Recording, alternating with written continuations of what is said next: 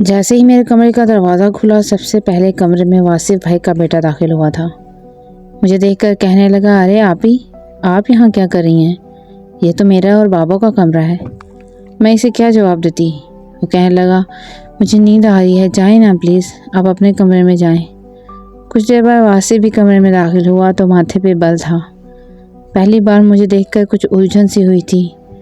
کبھی ایسا سوچا نہیں تھا، نہ کبھی چاہا تھا۔ عجیب سی کشمکش کا شکار تھے۔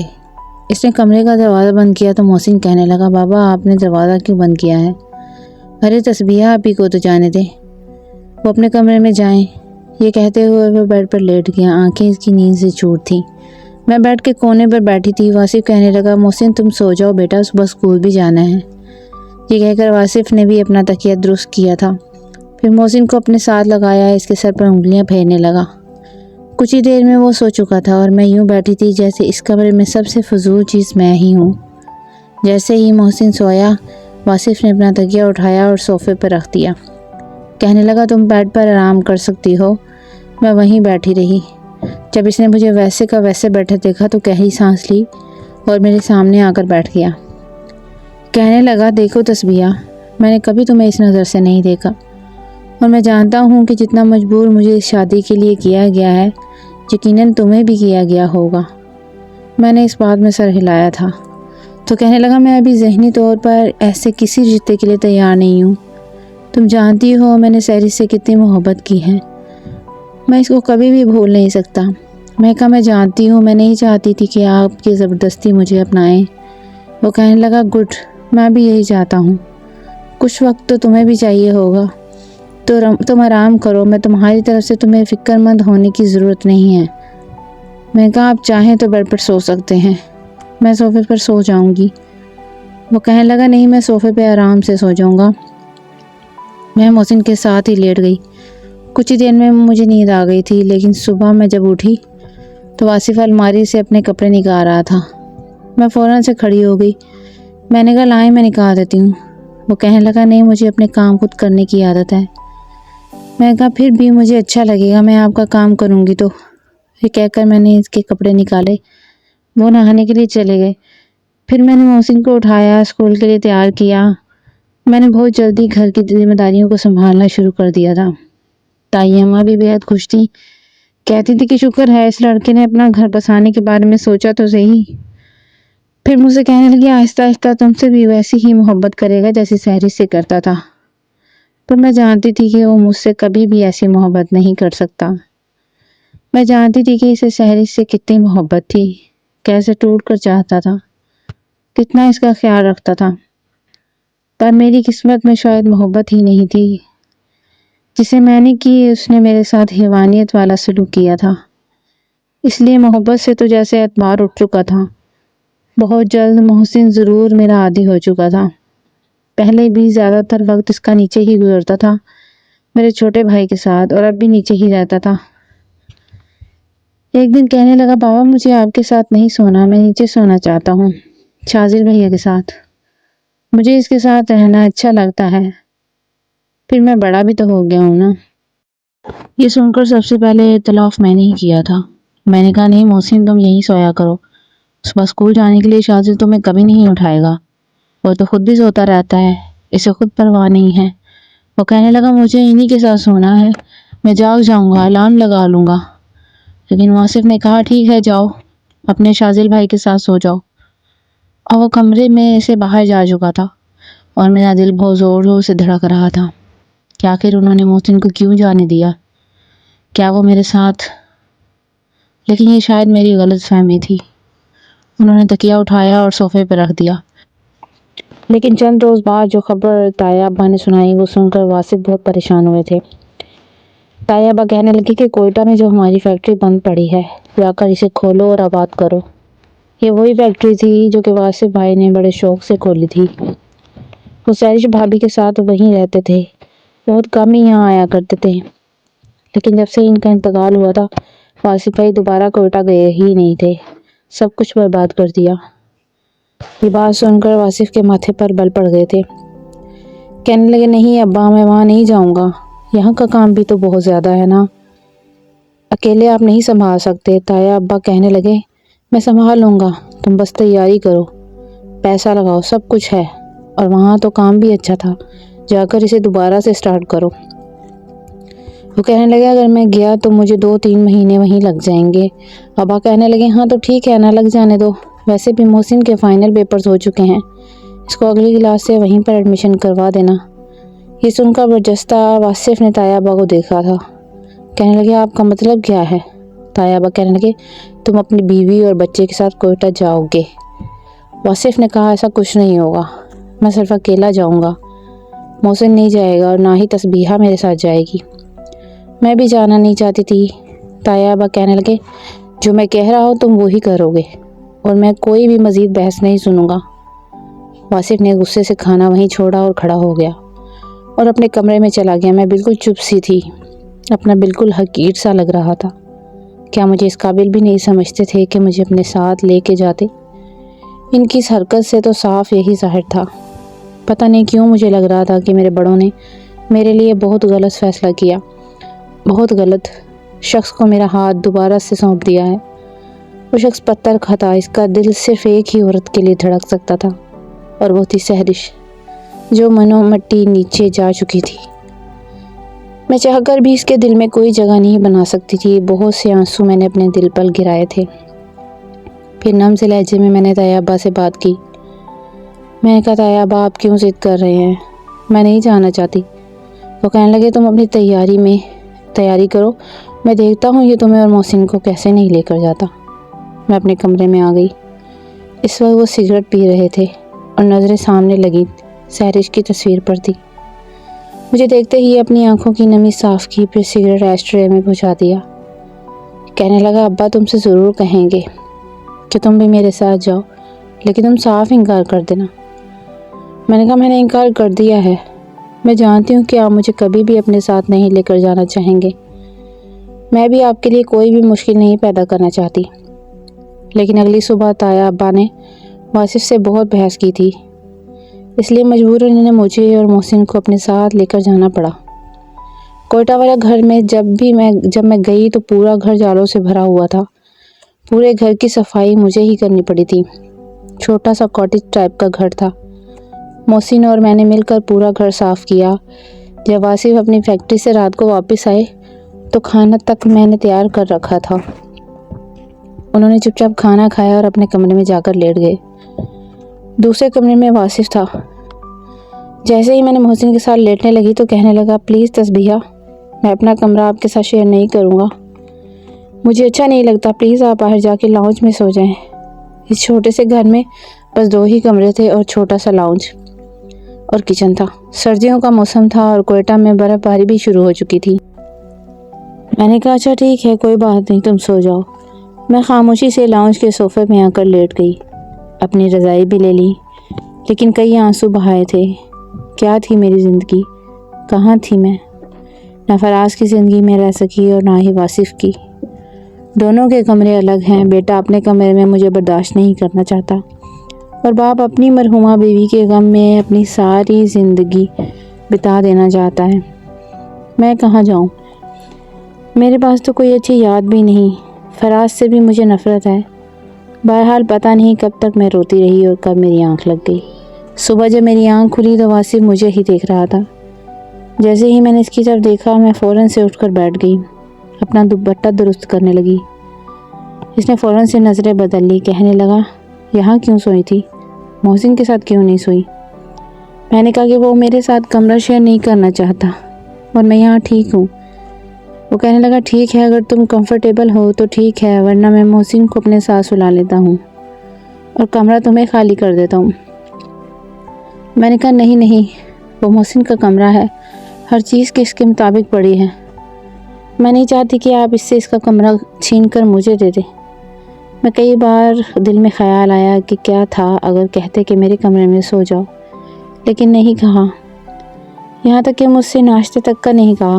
میں ان کی نظر میں کچھ بھی نہیں تھی، اور اپنے ہی شوہر کی نظر میں غیر اہم ہونا عورت کو اندر ہی اندر سے کسی سانپ کی طرح سے ڈستا ہے، بہت تکلیف دیتا ہے۔ شاید میں اس رشتے کی نوعیت کو سمجھ چکی تھی، لیکن سامنے والا سمجھنے کو تیار ہی نہیں تھا۔ میرا جی چاہتا تھا کہ وہ مجھے دیکھے، مجھے کہے تسبیحہ میرے لیے ناشتہ بناؤ، میرے پاس آ کر بیٹھو۔ میں چاہتی تھی کہ کوئی ہو جس کے کندھے پر میں بھی سر رکھ کر باتیں کروں، لیکن وہ شخص پتھر کا تھا۔ بہرحال میں کچن میں آ گئی۔ میں نے کہا لائیں میں ناشتہ بنا دیتی ہوں۔ واصف کہنے لگا نہیں، میں اپنی عادت خراب نہیں کروں گا، مجھے عادت ہے کام کرنے کی، میں کر لوں گا۔ بہرحال وقت یوں ہی گزرنے لگا، لیکن ایک رات بہت زیادہ شدید بارش اور برف باری ہوئی تھی، اوپر سے لائٹ بھی بند ہو گئی، خوب اندھیرا ہو چکا تھا، مجھے بہت ڈر لگ رہا تھا۔ کچھ دیر تو آنکھیں بند کیے سونے کی کوشش کرتی رہی، لیکن پورا لاؤنج مجھے خوفزدہ کر رہا تھا۔ ڈرتے ڈرتے میں نے اپنی رضائی اور تکیہ اٹھایا اور سب سے پہلے رخ محسن کے کمرے کی طرف کیا تھا، لیکن وہ اپنا کمرہ لاک کیے سو رہا تھا۔ میرے کئی بار دروازہ دستک دینے پر بھی اس نے دروازہ نہیں کھولا تھا۔ مجبوراً مجھے واصف کے کمرے میں دستک دینی پڑی۔ دوسری ہی دستک پر اس نے دروازہ کھول دیا تھا۔ شاید نیند سے جاگا تھا۔ مجھے دیکھ کر کہنے لگا کیا ہوا؟ میں نے کہا ڈر لگ رہا ہے۔ میری بات سن کر اس نے بے یقینی سے مجھے دیکھا۔ کہنے لگا ڈر کیوں لگ رہا ہے؟ یہاں کوئی جن بھوت تھوڑی رہتا ہے۔ میں نے کہا میں کبھی یوں لانچ میں نہیں سوئی۔ اس نے گہری سانس لی، پھر کہنے لگا یہ تمہارا ہی فیصلہ تھا۔ وہ کہنے لگے محسن کے کمرے میں جا کر سو جاؤ۔ میں نے کہا یہ دروازہ نہیں کھول رہا، شاید گہری نیند میں ہے، کہ میں آپ کے کمرے میں سو سکتی ہوں۔ میں نہ چاہتے ہوئے بھی اس کی منت کر چکی تھی۔ وہ کہنے لگا اوکے۔ یہ کہنے کے بعد اس نے اپنا تکیہ اور رضائی اٹھائی اور کمرے سے باہر نکلنے لگا۔ میں نے کہا میں کھا نہیں جاؤں گی آپ کو، آپ بھی کمرے میں سو سکتے ہیں۔ پتہ نہیں کیوں مجھے بہت غصہ آ رہا تھا۔ میری بات سن کر اس نے پلٹ کر مجھے دیکھا۔ میں نے کہا مجھے ڈر لگ رہا ہے، کچھ نہیں کہوں گی آپ کو۔ وہ کہنے لگا کمرہ چھوٹا ہے، یہاں پر صوفہ موجود نہیں ہے، کہاں سوؤں گا میں نے کہا آپ بیٹھ کے دوسرے کونے پر سو جائیں۔ میں دوسرے کونے میں سو جاؤں گی، آپ کو بالکل بھی ڈسٹرب نہیں کروں گی۔ کچھ دیر تو وہ سوچتا رہا، پھر اس کے بعد اس نے بیٹھ کے ایک کونے پر تکیہ رکھا اور سو گیا۔ میں بھی سو چکی تھی، لیکن رات کو مجھے لگا جیسے کوئی میرے بہت قریب ہے، کسی کی گرم سانسوں کی لو میرے چہرے کو چھو رہی ہے۔ جیسے ہی میں نے آنکھیں کھولی، واصف میرے بے حد قریب تھے۔ وہ گہری نیند میں تھے، بری طرح سے گھبرائی تھی۔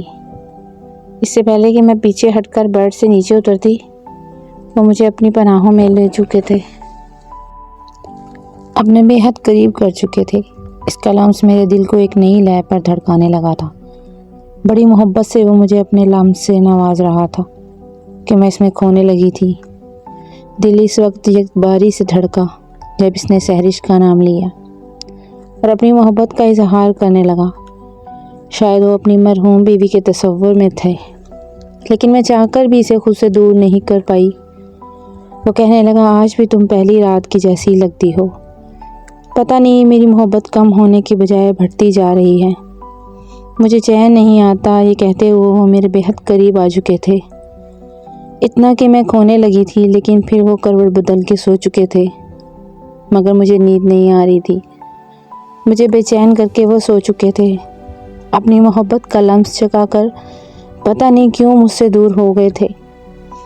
کافی دیر بعد مجھے نیند آئی تھی، مگر جب میں صبح اٹھی تو کمرے سے باہر جا چکے تھے۔ میں اٹھ کر بیٹھی، اپنے بال بکھرے سمیٹنے لگی۔ پتہ نہیں کیوں میرے چہرے پر مسکراہٹ سی پھیل گئی تھی۔ میں جب اپنے بال سمیٹ کر کمرے سے باہر آئی تو وہ پہلی بار میں نے واصف کو گنگناتے ہوئے سنا تھا۔ وہ کچن میں گنگناتے ہوئے چائے بنا رہے تھے۔ جب میں کچن میں آئی تو مجھے دیکھ کر مسکرانے لگے، کہنے لگے ناشتہ کرو گی؟ تمہارے لیے بناؤں؟ میں حیران تھی کہ مسٹر اکڑو کے چہرے پہ آج مسکراہٹ کیسے؟ پتہ نہیں کیوں مجھے رات والی اس کی باتیں یاد آنے لگیں۔ میری نظریں خود بخود اس کے سامنے جھک گئی تھی۔ وہ کہنے لگا بتاؤ تسبیحہ، چائے پیو گی؟ میں نے کہا جی ہاں بنا دیں۔ ویسے آپ اتنے خوش کیوں ہیں آج؟ کہنے لگے میں نے رات کو سحرش کو خواب میں دیکھا، اور جس دن اسے میں خواب میں دیکھتا ہوں دن بہت اچھا گزرتا ہے۔ یہ بات سن کر پتہ نہیں کیوں دل میں بہت برا لگا تھا مجھے۔ سحرش سمجھ کر جو لمحات انہوں نے میرے ساتھ گزارے تھے، میں اسی پہ خوش تھی۔ دل کو ایک دھوکہ سا دیا تھا کہ سحرش کا تو نام ہے صرف، جو وقت انہوں نے تمہارے ساتھ گزارا وہ تمہارا ہی تھا، لیکن بعد میں احساس ہوا کہ ایسا نہیں تھا۔ محسن بھی اٹھ گیا تھا، کہنے لگا تسبیحہ آپ ہی مجھے ناشتہ بنا دو۔ میں نے کہا ہاں بتاؤ کیا ناشتہ کرو گے؟ کہنے لگا کچھ بھی بنا دیں۔ یہ شاذیل بھائی فون کیوں نہیں اٹھا رہے ہیں؟ میں سخت بور ہو رہا ہوں، پتہ نہیں دادا ابا نے مجھے یہاں کیوں بھیج دیا، میں وہاں بھی رہ لیتا، شاذیل بھائی کے ساتھ میرا اچھا دل لگ جاتا ہے۔ میں نے کہا لیکن میں یہاں پر تمہارے بغیر بور ہو جاتی، اس لیے دایا ابا نے تمہیں میرے ساتھ بھیجا ہے۔ بہرحال میں نے اسے شیلف پہ بٹھایا اور اس کے لیے ناشتہ بنانے لگی۔ پورا دن میرا محسن کے ساتھ ہی گزرتا تھا اور اسے باتیں کرنے کی بہت عادت تھی۔ اکثر ہم دونوں کارٹون دیکھتے ہوئے فرینچ فرائزز کھا رہے ہوتے تھے، کبھی وہ میری گود میں سر رکھ لیتا تھا۔ پہلے بھی پیار کرتا تھا، اس لیے اسے میرے اور واصف کے رشتے کے بارے میں کچھ بھی پتہ نہیں تھا، بس یہ پتا تھا کہ مجھے ان کے ساتھ ہی رہنا ہے۔ جیسے ہی رات کو واصف گھر کے اندر داخل ہوئے اور مجھے محسن کے سر پر ہاتھ پھیرتے ہوئے دیکھا اور اسے باتیں کرتے سنا تو چہرے پر مسکراہٹ آئی تھی۔ کہنے لگے یہ تمہیں تنگ تو نہیں کرتا؟ میں نے کہا نہیں، بہت پیارا بچہ ہے، مجھے تو بالکل بھی بور ہونے نہیں دیتا۔ واصف کہنے لگے ہاں چپڑ چپڑ زبان چلتی ہے نا اس کی، لیکن جیسے ہی ٹیچر کوئی سوال پوچھ لیں تو وہی گونگا ہو جاتا ہے۔ تسبیحہ تم اسے پڑھا بھی دیا کرو، اس کی پڑھائی کی طرف کوئی توجہ نہیں ہے۔ میں نے کہا میں نے آج سارا ہوم ورک بھی کرا دیا ہے اور بہت اچھا پڑھتا بھی ہے۔ پتہ نہیں کیوں میں چاہتی تھی کہ واصف مجھے قبول کر لے، لیکن پھر سے میرے لیے وہی لانچ کا صوفہ تھا جہاں آج مجھے نیند نہیں آ رہی تھی۔ ایک بار میں نے محسن سے پوچھا، میں نے کہا یہ واصف الماری کا ایک پٹ ہمیشہ لاک کیوں رکھتے ہیں، کیا ہے اس میں؟ تو وہ کہنے لگا ماما کے کپڑے ہیں، بابا اس الماری میں کسی کو بھی جانے نہیں دیتے، ہمیشہ لاک رکھتے ہیں۔ میں نے کہا تمہارے پاس چابی ہے؟ اس پر محسن کہنے لگا نہیں میرے پاس تو نہیں ہے۔ میں نے کہا چلو کھولنے کی کوشش کرتے ہیں۔ کہنے لگا نہ بابا نہ، بابا بہت غصہ کریں گے، میں نہیں کھولوں گا، کہتے ہیں کہ یہاں تمہارا کچھ نہیں ہے، خبردار جو اس الماری کو کھولنے کی کوشش کی تو۔ میں نے کہا یعنی کہ تم نے کوشش کی تھی کھولنے کی؟ کہنے لگا ہاں ایسے ہی ماما کی یاد آ رہی تھی، یہ کہتے ہوئے وہ چپ سا ہو گیا تھا۔ میں نے کہا چلو میرے ساتھ۔ میں اسے واصف کے کمرے میں لے گئی، الماری لاک تھی۔ میں نے دوسری الماری کا دروازہ کھولا تو چابی مل گئی۔ میں نے الماری کھولی تو سہرش بھابھی کے کپڑے تھے۔ میں نے کہا کہ کیوں نہ آج میں تمہاری ماما بن جاؤں؟ محسن کہنے لگا وہ کیسے؟ میں نے کہا دیکھ لینا، ان کے کپڑے پہن کر میں بالکل ان کے جیسی لگوں گی۔ وہ کہنے لگا میں نہیں مانتا۔ میں نے کہا کہ مان جاؤ گے۔ پھر میں نے ایک میرون کلر کی میکسی نکالی جو فینسی سی تھی اور پہن لی، پھر ویسا ہی جوڑا بنایا جیسا وہ بناتی تھی اور میک اپ بھی ویسا ہی کیا۔ یہ دیکھ کے محسن کہنے لگا اب تو آپ واقعی مما جیسی لگ رہی ہیں۔ میں نے کہا تھا پھر مجھے مما کہا کرو۔ میں واصف کے ہر رشتے کو جینا چاہتی تھی کہ محسن مجھے مما کہے۔ محسن کہنے لگا مما کہنے سے آپ مما تھوڑی نہ ہو جائیں گی۔ میں نے کہا کیوں نہیں ہو جاؤں گی، بالکل ہو جاؤں گی۔ کیا تمہارا جی نہیں چاہتا کہ تم مما کہو، کوئی تمہاری مما بھی ہو؟ کہنے لگا دل تو بہت چاہتا ہے۔ میں نے کہا تو پھر دل کی چاہت کو روکا نہیں کرتے، کہہ دیتے ہیں۔ پتہ نہیں کیوں لیکن وہ میرے ساتھ لگ گیا تھا۔ کہنے لگا آپ بہت اچھی ہیں، آپ تو مجھے اور بھی اچھی لگتی ہیں۔ میں نے کہا تم بھی بہت اچھے ہو اور جب مما کہتے ہو تو اور بھی اچھے لگتے ہو۔ کچھ دیر بعد لائٹ جا چکی تھی، ایک دم سے اندھیرا چھا گیا اور مجھے خوف سا محسوس ہونے لگا تھا۔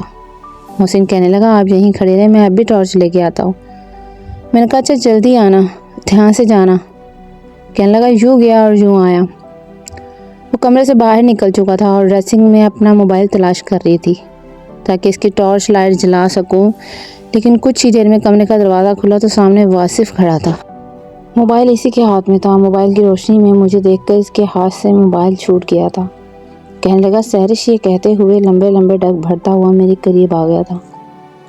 کہنے لگا سہرش تم شاید اس نے اس کا حلیہ اپنا رکھا تھا، اسی کے لباس میں تھی، جیتی جاگتی اس کا تصور حقیقت کا روپ لے گیا تھا، اس لیے اس نے اگلے ہی لمحے مجھے اپنے ساتھ لگا لیا، پھر اپنے سینے سے بھینچ کر رکھ دیا، یہاں تک کہ میرا سانس لینا محال ہو گیا تھا۔ وہ کسی دیوانے کی مانند مجھے اپنے سینے سے لگائے ہوئے تھا۔ کہنے لگا تم واپس کیسے آ سکتی ہو؟ کیوں میرے سامنے تصور بن کر آ جاتی ہو اور مجھے بے چین کر دیتی ہو؟ میں نے دھیرے سے کہا واصف میں تسبیحہ ہوں، سہرش نہیں۔ یہ سن کر وہ ایک جھٹکے سے الگ ہوا تھا۔ اسی وقت لائٹ بھی واپس آ گئی تھی۔ وہ مجھے سہرش کے کپڑوں میں دیکھ کر وہ بری طرح سے گھبرایا تھا۔ کہنے لگا تم اور سہرش کی میکسی میں؟ پھر اپنا سر پکڑے بیٹھ گیا۔ کچھ دیر کے بعد کہنے لگا کہ آج کے بعد میں تمہیں سہرش کے کپڑوں میں نہ دیکھوں۔ بڑا سخت لہجہ تھا۔ میں نے کہا مجھے کوئی شوق بھی نہیں ہے، وہ تو مجھے محسن نے کہا تھا کہ مجھے مما کی یاد آ رہی ہے۔ وہ کہنے لگا چابی کہاں سے لی تم نے؟ میں نے کہا الماری کے دراز سے۔ وہ کمرے سے باہر چلا گیا۔ پتہ نہیں کیوں مجھے غصہ آنے لگا تھا۔ ہر وقت سہرش سہرش بس سہرش۔ ایک روز میں محسن کی کچھ چیزیں خریدنے کے لیے واصف کے ساتھ ہی بازار گئی تھی، جہاں میری نظر فراز پر پڑی۔ وہ ایک لڑکی کے ساتھ موجود تھا۔ اس لڑکی نے فینسی کپڑے پہن رکھے تھے، شاید اس کی نئی نئی شادی ہوئی تھی۔ جیسے ہی فراز کی نظر مجھ پر پڑی تو میں نے ساتھ چلتے واصف کا ہاتھ پکڑ لیا۔ اس کے اور بھی قریب ہو کر کھڑی ہو گئی۔ وہ یکدم چنبے میں آیا تھا، لیکن جب سامنے فراز کو دیکھا تو سمجھ گیا۔ پھر مجھے دیکھنے لگا۔ میری نظریں فراز پر ہی تھی اور اس کے ساتھ کھڑی اس لڑکی پہ۔ شاید اسے تو اس نے پوری عزت سے اپنایا ہوگا، وہ اس کے بدلے کا سامان نہیں ہوگی۔ پتہ نہیں میرا کیا قصور تھا یا میری قسمت ہی ایسی تھی۔ فراز فوراً سے اس لڑکی کو واپس باہر لے گیا جس دکان میں کھڑی تھی۔ جیسے ہی وہ باہر گیا میں نے واصف کے ہاتھ سے اپنا ہاتھ الگ کر لیا اور پیچھے ہٹ گئی۔ پتہ نہیں کیوں مجھے اپنی قسمت پر رونا آ رہا تھا۔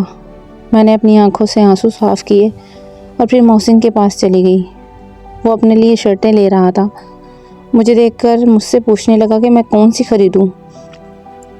کچھ ہی دیر بعد ہم لوگ گھر واپس آ چکے تھے اور اس رات میں سسکیوں سے روئی تھی۔ میں نے محسوس کیا کہ واصف بھی چند دنوں سے چپ چپ سا تھا۔ میں اب اس سے زیادہ بات نہیں کرتی تھی۔ ایک بار برتن کھٹکنے کی آواز آئی، میری آنکھ کھل گئی۔ ایسا لگا کچن میں کوئی ہے۔ میں نے اٹھ کر جب کچن کا رخ کیا تو واصف اپنے لیے کافی بنا رہے تھے۔ مجھے دیکھ کے کہنے لگے وہ میں نیند میں نہیں آ رہی تھی اس لیے سوچا کافی پی لوں۔ پھر کہنے لگے تم پیو گی؟ میں نے کہا نہیں، یہ کہہ کر میں باہر آ گئی اور صوفے پر بیٹھ گئی۔ وہ جب باہر آئے تو اپنے کمرے میں جانے کی بجائے صوفے پر میرے پاس آ کر بیٹھ گئے۔ پھر کہنے لگے تسبیحہ مجھے تم سے کچھ کہنا ہے۔ میں نے کہا جی کہیے۔ کہنے لگا دیکھو مجھے نہیں لگتا کہ ہم ساتھ چل پائیں گے۔ ہمارے بڑوں نے بہت غلط فیصلہ کیا ہے۔ میں نے کہا ہاں میں بھی جانتی ہوں کہ آپ سہرش کو کبھی نہیں بھول سکتے۔ وہ کہنے لگا کبھی نہیں۔ میں نے کہا میں یہ جانتی ہوں۔ وہ کہنے لگا کہ اگر رشتے کی طرح بوجھ کی طرح لگنے لگیں تو بہتر ہے انسان اسے نبھانے کی بجائے راہیں الگ کر لے۔ تم چاہو تو۔ ان کا یہ کہنا تھا کہ میں رونے لگی۔ میں نے کہا ٹھیک ہے، آپ کو جو ٹھیک لگے آپ وہ کر لیں، مجھے کوئی اعتراض نہیں ہے۔ یہ کہہ کے میں اسی صوفے پہ لیٹ گئی۔ میں نے کہا واصف مجھے نیند آ رہی ہے، پلیز آپ کافی اپنے کمرے میں جا کے پی لیں۔ وہ اٹھ کر چلا گیا۔ میں آنسو بہانے لگی کہ شاید میری قسمت میں شوہر کی محبت ہے ہی نہیں۔ کسی نے بدلے کے لیے استعمال کر لیا اور کسی نے اپنی مرحوم بیوی سمجھ کر دل کی آرزو پوری کر لی۔ اب انہیں یہ رشتہ بوجھ لگنے لگا تھا تو ٹھیک ہے توڑ دیں۔ اگلی صبح جب واصف آفس جانے لگے تو میں نے کہا آپ ڈائیورس پیپر تیار کروا لیجئے گا، میں سائن کر دوں گی۔ یہ سن کر وہ کچھ پل کے لیے مجھے دیکھتے رہ گئے، پھر کہنے لگے اوکے کروا لوں گا۔ یہ کہہ کر وہ چلے گئے۔ میں نے رات کا کھانا بنایا تھا لیکن محسن آج کمرے سے باہر نہیں آیا تھا۔ جب میں محسن کے کمرے میں گئی تو وہ بخار سے تپ رہا تھا۔ یہ دیکھ کر میں پریشان ہو گئی اور جلدی سے اسے اٹھا کر دودھ کا گلاس پلایا، دوا دی۔ وہ میرا ہاتھ پکڑے ہائے ہائے کیے جا رہا تھا۔ جب واصف واپس آیا تو مجھے روتا دیکھ کر وجہ پوچھنے لگا۔ میں نے کہا بہت تیز بخار میں تپ رہا ہے۔ یہ سن کر واصف فٹافٹ سے محسن کے پاس آیا اور پھر سے اسے گود میں اٹھا کر ہاسپٹل لے گیا۔ میں بھی ساتھ ہی گئی تھی۔ ڈاکٹر نے کہا کہ موسمی بخار ہے، ٹھیک ہو جائے گا۔ دوا کھا کر محسن سو چکا تھا لیکن میرا ہاتھ پکڑ رکھا تھا، بار بار نیند میں ماما ماما کہہ رہا تھا اور میں اس کا ہاتھ چوم رہی تھی۔ میں نے کہا میری جان میں یہیں ہوں تمہارے پاس، آدھی رات تک میں اس کے پاس بیٹھی رہی۔ بیٹھا تو واصف بھی رہا، بار بار مجھے دیکھ رہا تھا۔ کہنے لگا تم جا کے آرام کر لو، میں ہوں اس کے پاس۔ میں نے کہا میں کیوں نہیں رہ سکتی؟ کہنے لگے تم صبح سے اسے سنبھال رہی ہو، تھک گئی ہوگی، تھوڑی دیر سو جاؤ۔ میں نے کہا جی نہیں، میں نہیں تھکی، کوئی بھی ماں اپنے بچے کو سنبھالنے سے نہیں تھکتی۔ تو کہنے لگا تم سگی ماں تو نہیں ہو نا؟ میں نے کہا پلیز آپ کو نظر نہیں آ رہا کیوں مجھے ماما کہتا ہے، اور ماما سمجھنے بھی لگا ہے۔ میں کہیں نہیں جاؤں گی، آپ کو زیادہ ہی نیند آ رہی ہے تو جائیں جا کر آپ سو جائیں۔ مجھے واقعی محسن سے بہت زیادہ انس اور محبت ہو چکی تھی، بدلے میں وہ بھی مجھ سے بہت پیار کرتا تھا۔ 4 دن بعد وہ ٹھیک ہو گیا تھا اور میں زبردستی اسے کھانا کھلا رہی تھی۔ کہنے لگا اور کتنا کھلائیں گی، میں تھک گیا ہوں کھا کھا کے۔ میں نے کہا تم نے اپنی شکل دیکھی ہے؟ 3 دن کے بخار میں تمہاری رنگت خراب ہو گئی ہے، جلدی سے کھانا کھاؤ، پھر تم نے سیب بھی کھانا ہے۔ کہنے لگا اب نہیں کھاؤں گا، مجھ سے نہیں کھایا جائے گا۔ میں نے کہا نہیں کھاؤ گے تو مجھ سے ڈانٹ کھاؤ گے۔ بڑے پیار سے میں اسے اپنے ہاتھ سے نوالے کھلا رہی تھی، جب مجھے لگا جیسے کسی کی چپتی نظر مجھ پر ہی ہے۔ میں نے پلٹ کر دیکھا تو واصف مین دروازے کے پاس کھڑا تھا۔ واصف کو دیکھ کر محسن اس کے پاس چلا گیا۔ وہ کہنے لگا اب کیسا ہے میرا بیٹا؟ کہنے لگا بالکل پرفیکٹ، مما نے میرا بہت زیادہ خیال رکھا ہے۔ جب محسن سو گیا تو میں بھی گہری نیند میں تھی، جب مجھے یوں محسوس ہوا کہ کسی نے مجھے ہاتھ سے بلایا ہے۔ میں نے آنکھیں کھولی تو سامنے واصف کھڑا تھا۔ کہنے لگا تم سے کچھ بات کرنی ہے۔ میں باہر آ گئی۔ وہ صوفے پر بیٹھا ہوا تھا، میں بھی صوفے پہ بیٹھ گئی۔ کہنے لگا دیکھو جو فیصلہ ہم لوگ کر چکے ہیں، بہتر ہے کہ تم محسن سے دور رہا کرو۔ میں نے کہا کیوں دور رہوں؟ وہ کہنے لگا اس لیے کہ کل کو تم نے اسے دور ہو جانا ہے۔ میں نے کہا مجھے نہیں ہونا، میں اس کی ماں بن کر ہی رہوں گی۔ ایسا کریں آپ مجھے محسن دے دیں۔ میری بات سن کر کہنے لگا کیوں دے دوں میں اپنا بیٹا تمہیں؟ وہ میرا ہے۔ میں نے کہا میرا بھی ہے، ضروری نہیں کہ پیدا کرنے والی ماں ہو، سنبھالنے والی بھی ماں ہوتی ہے۔ کہنے لگا لیکن تم یہ رشتہ نبھانا نہیں چاہتی، اور میں جانتا ہوں کیوں نبھانا نہیں چاہتی۔ تمہیں پھر واپس فراز کے پاس جانا ہے تو جا سکتی ہو، تمہیں لگتا ہے کہ وہ تمہیں دوبارہ سے عزت دے گا؟ میں تو اس کی بات سن کر حیران ہو گئی تھی۔ میں نے کہا آپ کو کس نے کہا ہے کہ مجھے فراز کے پاس جانا ہے؟ وہ کہنے لگے کہ سب سمجھتا ہوں، تمہیں طلاق کیوں چاہیے؟ اس دن بھی فراز کو دیکھ کر تم کتنی پریشان ہو گئی تھی، اس کے ساتھ کسی لڑکی کو دیکھ کر تمہارے دل پر کیا بیت رہی تھی، تمہاری آنکھوں میں سب کچھ نظر آ رہا تھا۔ بچہ نہیں ہوں میں، بڑا سخت لہجہ تھا۔ میں نے کہا غلط سوچ رہے ہیں آپ۔ کہنے لگا بس کر دو، میری جگہ کوئی اور ہوتا تو تمہارا حشر بگاڑ کے رکھ دیتا۔ پہلی بار میں نے ان کا ایسا لہجہ سنا تھا۔ میں نے کہا اچھا تھا کہ آپ کی جگہ کوئی اور ہوتا اور میرا حشر بگاڑ بھی دیتا، کم از کم مجھے یہ احساس تو ہوتا کہ مجھے اپنی بیوی سمجھتا ہے، مجھ سے محبت کرتا ہے۔ فراز کو دیکھ کر ایسے جیلس ہو رہی ہے، یہ سن کر میں بڑے تیکھی نظر سے انہوں نے مجھے دیکھا تھا۔ میں نے کہا لیکن آپ کو فرق نہیں پڑتا کیونکہ آپ کے سینے میں دل ہی نہیں ہے، جو دل تھا وہ آپ نے سحرش کے ساتھ ہی اب منو مٹی نیچے دبا دیا ہے۔ آپ کے سینے میں صرف پتھر ہے جو کسی اور کے لیے دھڑکنا جانتا ہی نہیں ہے۔ میں کچھ بھی کر لوں آپ مجھے کبھی بھی سحرش کی جگہ نہیں دے سکتے۔ آپ کو میرا رشتہ بوجھ لگتا ہے، لیکن سحرش کے تصور سے ابھی بھی محبت ہے۔ واصف کہنے لگا ہاں محبت، کیوں تم نے کبھی اس کی جگہ لینے کی کوشش ہی نہیں کی، کبھی مجھ پر اس رشتے کو جلانے کی کوشش ہی نہیں کی جو ہمارے بیچ میں قائم ہے، کیونکہ دل میں اب تک فراز ہے نا۔ اس کی بات سن کر میں حیرت سے اسے دیکھنے لگی۔ میں نے کہا آپ جھوٹ بول رہے ہیں، ایسا کچھ نہیں ہے۔ وہ کہنے لگے اچھا، تو پھر فراز کو دیکھ کر ہی تمہیں میرا ہاتھ کیوں پکڑنے کا خیال آیا؟ ویسے تو کبھی تم نے نہیں ہاتھ پکڑا، اور جیسے ہی وہ دکان سے باہر نکلا تم نے میرا ہاتھ چھوڑ دیا۔ مطلب میں تمہاری نظر میں صرف فراز کو جیلس فیل کروانے کے لیے تھا تسبیحہ؟ میری کیا اہمیت ہے؟ میں بھی یہ سوال کر سکتی ہوں، آپ کے نزدیک میری کیا اہمیت ہے؟ آپ بھی سحرش کے دیوانے ہیں، جتنی اس کی پرواہ کرتے تھے کیا کبھی میری کی ہے؟ آپ کبھی بھی مجھے سحرش جیسی محبت نہیں دے سکتے۔ وہ کہنے لگے تم میری اس بیوی سے جیلس ہو جو دنیا میں ہے ہی نہیں۔ میں نے کہا لیکن آپ کے دل میں تو ہے نا، آپ کی زندگی میں بس وہی ہے۔ یہ کہتے ہوئے میں رونے لگی۔ وہ کہنے لگے تم بھی ہو سکتی ہو اگر مجھے اتنی محبت دو جتنی سہرش نے دی ہے۔ میں نے کہا نہیں، میں جانتی ہوں میں کبھی اس کی جگہ نہیں لے سکتی۔ وہ کہنے لگا تم چاہتی ہی نہیں ہو، کیونکہ اصل میں فراز یہاں ہے۔ انہوں نے میرے دل کے مقام پر ہاتھ رکھ کے کہا تھا۔ کہنے لگا یہاں سے فراز نکلے تو میں آؤں نا۔ مجھے حیرت ہے کہ اس نے تمہارے ساتھ کیا کیا اور تم ہو کے اب بھی اس کے لیے آنسو بہاتی ہو، سسکیوں سے روتی ہو۔ کیا سمجھتی ہو مجھے سنائی نہیں دیتا؟ تسبیحہ کوئی بھی شوہر جیسا برداشت نہیں کرتا، میں بھی نہیں کر سکتا۔ پھر اٹھ کر کھڑے ہو گئے، کہنے لگے کمرے کا دروازہ کھلا ہے اور میرے دل کا بھی، بس شرط یہ ہے کہ اپنا دل خالی کر کے میرے کمرے میں آنا۔ میں نے کہا ہاں، تاکہ آپ سہرش کے تصور میں رہتے ہوئے مجھ سے رشتہ قائم کر لیں۔ میری بات سن کر کہنے لگے نہیں، آج تو میں تم سمجھ کر ہی پیار کرنا چاہتا ہوں۔ یہ کہہ کر اپنے کمرے میں چلے گئے۔ میں کچھ دیر بعد کمرے میں گئی، وہ میرے ہی منتظر تھے، لیکن میں بہت گھبرا رہی تھی۔ مگر واصف نے خود آگے بڑھ کر مجھے اپنے قریب کیا تھا اور آج میرا نام لیا تھا۔ بہت محبت سے اس رشتے کو نبھایا تھا۔ میں نے بھی انہیں دوبارہ شکایت کا موقع نہیں دیا تھا، محبت کا جواب محبت سے ہی دیا تھا۔ جس واصف سے میں اب متعارف ہوئی تھی وہ تو کوئی اور ہی تھا، بہت خیال رکھنے والا، پیار کرنے والا۔